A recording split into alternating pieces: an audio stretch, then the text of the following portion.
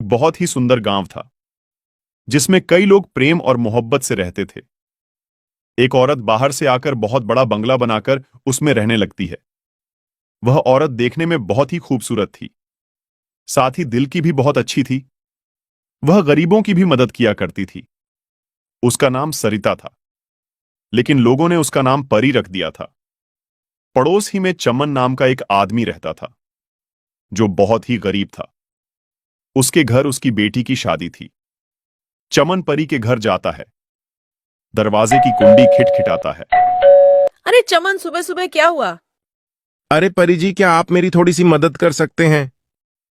बताओ चमन जी, अगर मुझसे हो सकेगी तो जरूर मैं आपकी मदद करूंगी। परी जी, मेरी बेटी की शादी है। मेरी बेटी के लिए कपड़े और कुछ शादी की चीजें लाने की जरूरत है, लेकिन मेरे पास पैसे नहीं है। महेश पैसे तो दे रहा है, लेकिन बहुत ज्यादा ब्याज पर दे रहा है। इतना मैं कैसे वापस दे पाऊंगा? बस पैसों की जरूरत है, लो ले जाओ ये पैसे।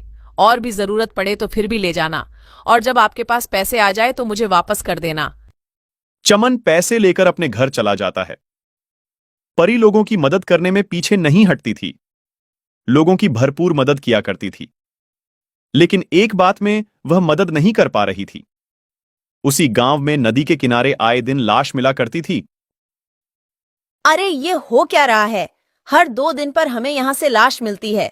हमें इसका जल्दी पता लगाना होगा। सारे लोग जमा होते हैं। थोड़ी देर बाद सारे लोग चले जाते हैं। फिर अगली रात एक आदमी सड़क से गुजरता है। भैया, अरे भैया मेरी तरफ देखो तो। डर क्यों रहे हो? मुझे तो आपकी मदद चाहिए। इधर तो आइए। नहीं, हम किसी की मदद नहीं करते हैं।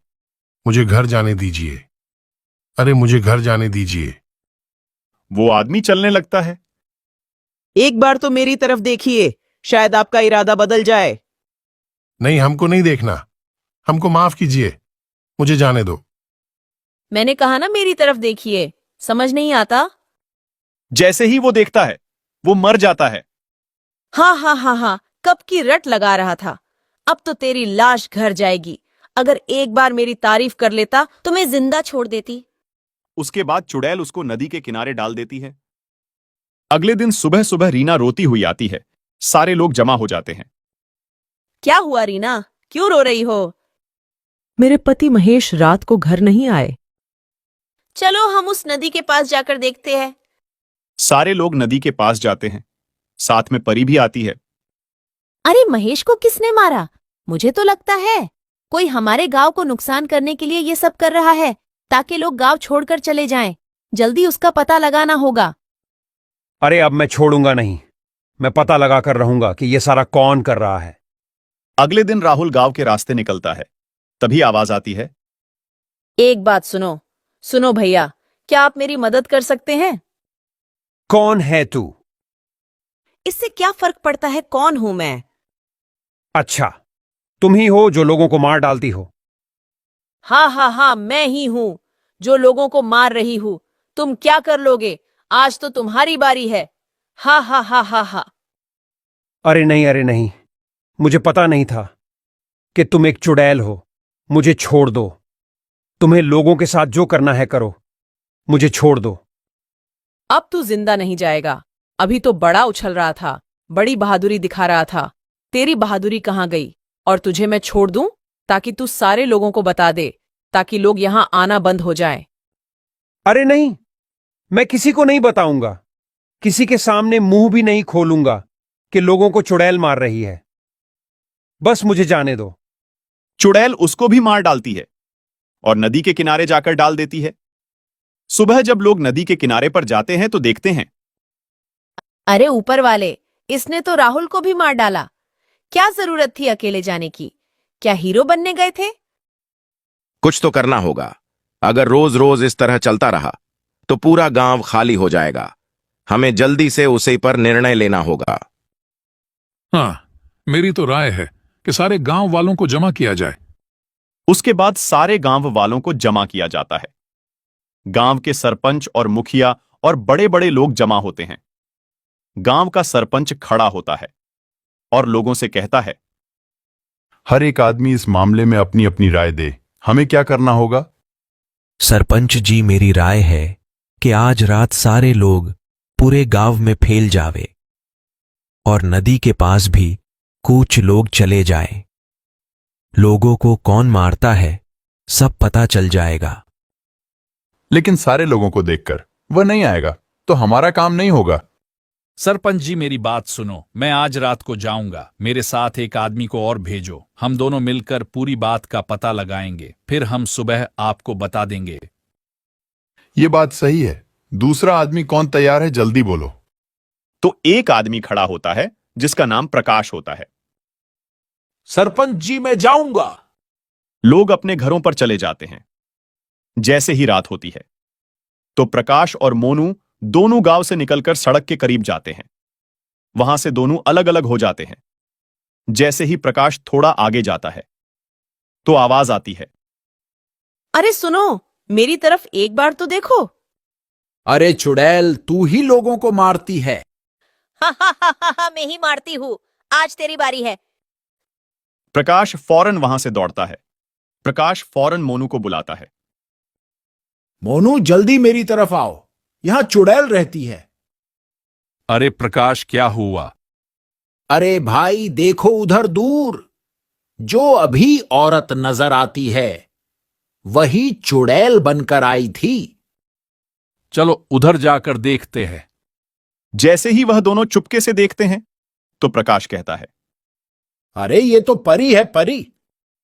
ये दोनों आदमी भागकर गांव आ जाते हैं। फिर वह दोनों अपने अपने घर चले जाते हैं। जैसे ही सुबह होती है वह दोनों सरपंच के पास जाते हैं। फिर सारी बात सरपंच को बताते हैं। फिर सरपंच गांव के कई लोगों को लेकर परी के घर जाते हैं। सारे लोग और सरपंच परी के घर जाकर दरवाजा खिटखिटाते हैं। परी बाहर नहीं आती। सारे लोग आपस में एक दूसरे से कहने लगते हैं, लगता है परी को पता चल गया है, अब बाहर नहीं आएगी। उसमें से एक आदमी कहता है, मुझे तो लगता है परी भाग गई होगी। सारे लोग शोर करने लगते हैं, जिसकी आवाज सुनकर परी घर का दरवाजा खोलकर बाहर आती है। अरे सारे गांव वाले मेरे घर क्यों आए हो? क्या हुआ है? कोई जरूरत है क्या? नहीं नहीं, हमें यह खबर पहुंची है, आप ही रात को चुड़ैल बनकर लोगों को मारती हो। अरे ऐसा कौन कहता है कि मैं रात को चुड़ैल बनकर लोगों को मारती हूँ? सुनिए परी जी, कल रात मोनू और प्रकाश दोनों गांव के बाहर सड़क पर जा रहे थे। जब दोनों अलग हो गए तब प्रकाश के सामने चुड़ैल बनकर क्या कह रही थी। हाँ हाँ, मैं ही चुड़ैल थी। क्या कर लोगे? अरे परी, आप ऐसा रात में क्यों करती हो? उसकी क्या वजह है? सरपंच जी, जरा सुनिए। जब मेरा पति चोरी करते हुए पकड़ा गया था, उसी वक्त गांव वालों ने मिलकर उसको मार दिया था। उस वक्त मैं प्रेग्नेंट थी। मेरे पति के मर जाने के बाद मैंने आत्महत्या कर दी थी। तब से मेरी आरती चुड़ैल बंद कर भटक रही है। मैं किसी को नहीं छोड़ूंगी। सारे गांव वालों से बदला लेकर रहूंगी। तभी परी चुड़ैल बन जाती है। तभी सरपंच के पास दो आदमी आकर कहते हैं, सरपंच, हम तांत्रिक को लेकर आते हैं, वो चुड़ैल को अपने कब्जे में कर देगा। वो दोनों तांत्रिक के पास जाते हैं और तांत्रिक को सारी बात बताते हैं। तांत्रिक उन दोनों के साथ आता है। तांत्रिक चुड़ैल से कहता है, गांव वालों को परेशान करना बंद कर दे। नहीं, मैं गांव वालों से बदला लेकर रहूंगी। तभी तांत्रिक चुड़ैल को आग लगा देता है। चुड़ैल जल जाती है। सारे गांव वालों को चुड़ैल से छुटकारा मिल जाता है। सारे गांव वाले तांत्रिक का शुक्रिया अदा करते हैं। गांव वाले तांत्रिक को बहुत सारी चीजें गिफ्ट करते हैं। तांत्रिक उन चीजों को लेकर चला जाता है। फिर गांव वाले खुशी खुशी रहने लगते हैं। सरपंच मोनू और प्रकाश को कुछ पैसे दे देता है। उनकी हिम्मत की वजह से पूरे गांव वालों को छुटकारा मिलता है। दोस्तों, इस कहानी से हमें यह सीख मिलती है, कभी भी किसी पर आंख बंद करके भरोसा नहीं करना चाहिए। हमारी